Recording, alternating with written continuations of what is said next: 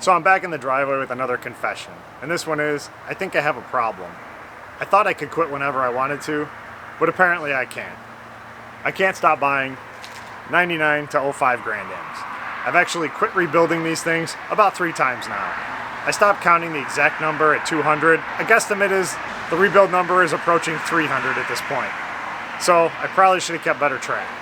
Now, I know, it's just a Grand Am, but if you think about it, from a rebuild aspect, if we're just talking about the car and the process, I'd take this over a Ferrari any day. I can sell it faster, I don't have to invest as much money, and it's a lot more fun to work on. Not as much fun to drive, but we all make sacrifices. So let's take a look at our car and see what I bought. So I haven't pulled the wheel off yet, but with the number of cars that I have fixed, hit just like this is what we're gonna need. A strut, a knuckle with a bearing, a brake hose, an inner tie rod end, and a drive axle. Usually it needs a wheel and tire. This one is still holding air, so we're just gonna use this one for now. Might end up being good. So it's gonna take me a little work to get this thing up in the air because it's so low. It's hard to get a jack under it, but after I do, we'll see how close I got. So the trick is just get the jack under it somewhere where you can, and then lift it up a little bit and set it down on a jack stand or put another jack underneath it until you get it up high enough that you can work on it. Pull the tire off.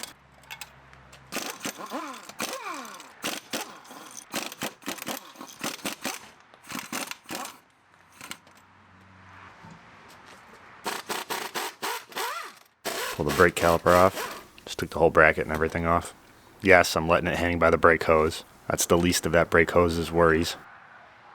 It was the only thing holding the top of that wheel on, so we're going to change it anyway. Who cares? Pull the strut out.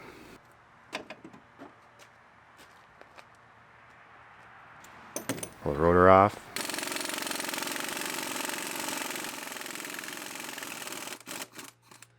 Take the drive axle out. What's left of the drive axle.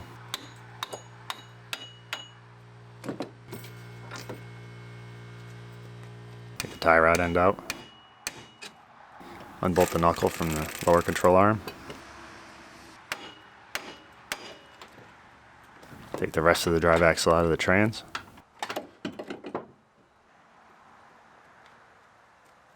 Here's a pro tip for you. Drive axles on Grand Ams are the same, right and left. The right side just has this little adapter. Sometimes it stays in the trans, sometimes it doesn't. They're really a pain in the butt to get off. So if you do have a right side one with the adapter and it comes out like that, you're golden. If not, sometimes it can be a little bit of a struggle.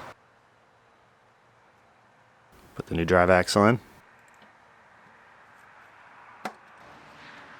Put our knuckle on.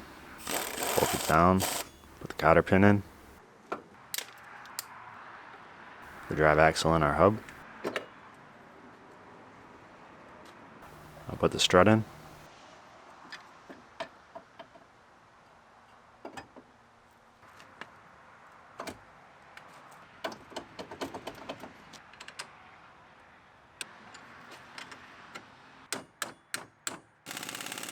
Tighten everything up.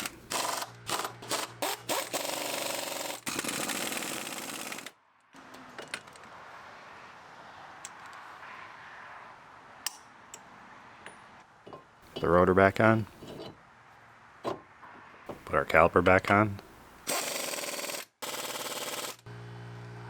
We're going to bend the brake line a little bit. It was bent, so we're just going to straighten it out while it's all here, still connected. Get it back where it should be. Little body work.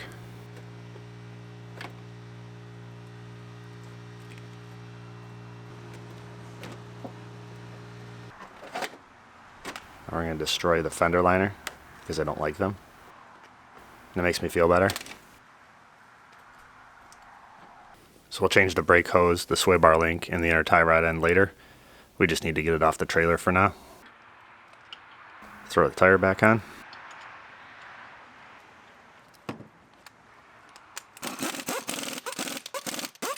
This is the end of that drive axle.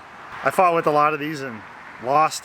This one, I figured I'd give it a little tap, tap, tap-a-roo, and it came right off. So I'll hang on to that in case I need it, in case the next one gives me some trouble. I say the next one, but I swear I'm done with these things. Here's something you never see on auction cars.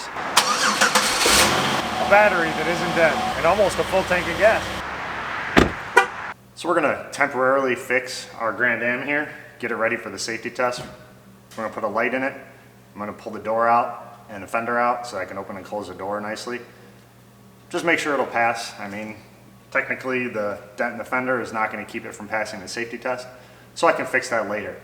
And the main reason I'm doing this is to save time. It takes about 30 days to get the paperwork after I get the safety test, and I can't send the paperwork in until I get the safety test. I'm gonna get the safety test done, I'm gonna mail in the paperwork, and then I'll actually work on the car. But time is kind of important because I sold this car before I even took it off the trailer. I told them it would be ready in 30 days. I gotta make good on my promise. So this is how we're gonna do it. So we'll just put the slide hammer in. This is a 90-degree end on it so I could get it in the door jamb. That's why it keeps popping out of there. I put the regular hook on it to do the rest of it. It grabs on a little better. I'm straightening the fender out because for some reason I can't let it go looking like that, even though it doesn't matter. I'm gonna change the headlight.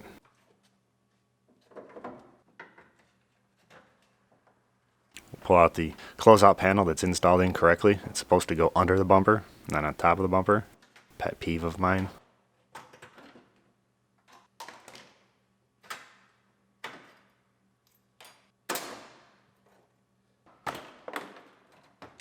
Disconnect all the bulbs. Push the fender out a little bit more.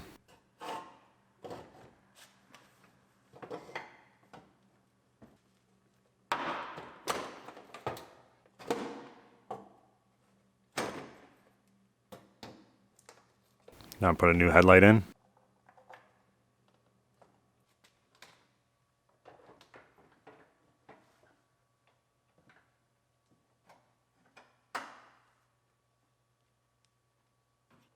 I'll put our closeout panel back on there the right way. Under the bumper, guys.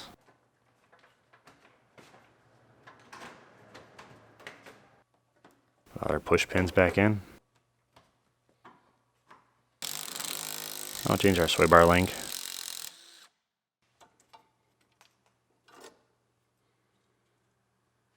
Sure how they managed to bend it in so many places.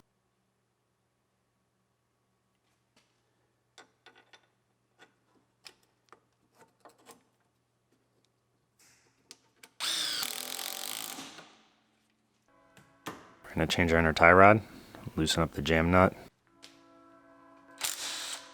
Take the lower tie rod bolt off. Take the tie rod out, count the turns so we can kind of get it back where it belongs so the alignment guys don't hate us so bad. Pull the jam nut off. Take the clamp off the outside. There's one on the inside, but you can't really see me when I do it, so. Pull the boot off. Turn the wheel so we can get to it a little easier. Get our tie rod end tool on there.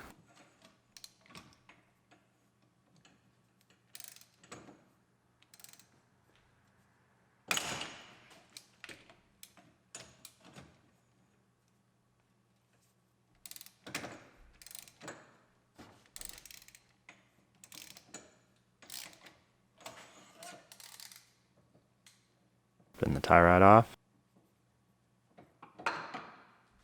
Throw the new one on.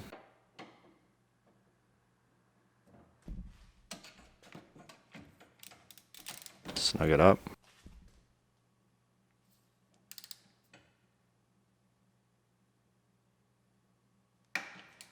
Now we're going to get our favorite tool in there. The ends are flattened out to keep it from loosening up. So rather than trying to get a hammer in there, I just tap it with the air chisel and it flattens that end out. Put our boot back on. Put our clamps back on. Put our jam nut back on. And put our outer tie rod on.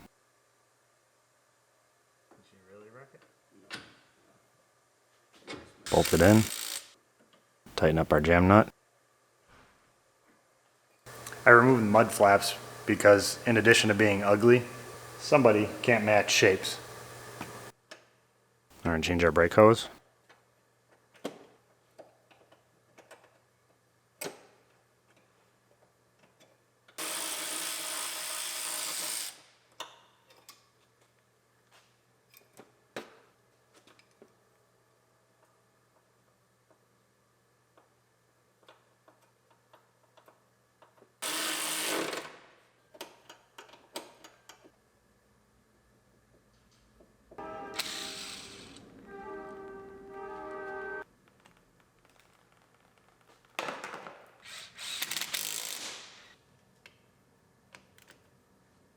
Now that we're done, we'll bleed our brakes. So this car, like a lot of Grand Ams, has the crazy ticking sound. It's the flasher for the turn signals that's clicking, but that's not what's causing it. It's actually the multi-function switch. When you get it in just the right spot, it goes nuts, and it's really annoying.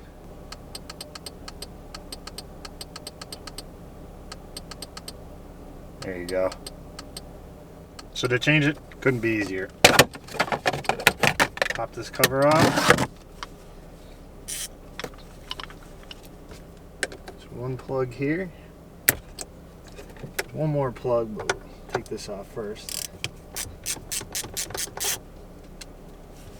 Wiggle it and lift it straight up.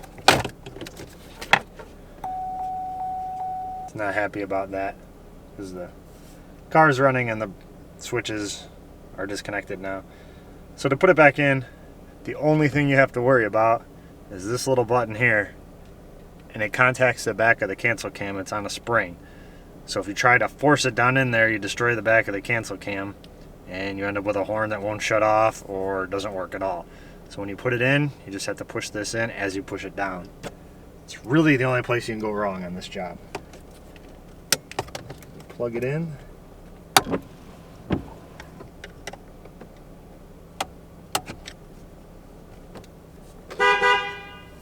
Horn works. Tighten our screw back up. That's it. Clean all of our labels and writing off of our car so we can see out the windshield for our safety test. You just use a razor blade, make sure it's a new one or it'll scratch the glass.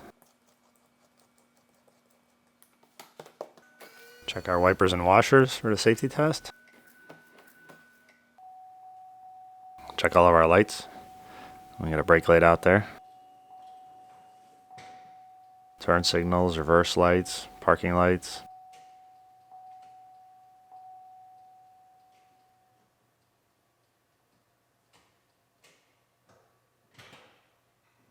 Change that bulb that was burned out.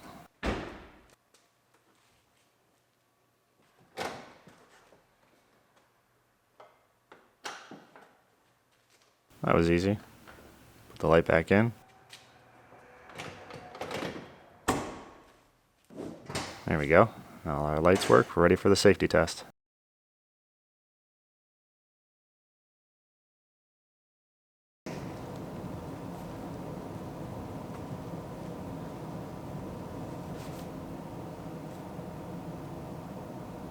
It's going to be a little harder than I thought.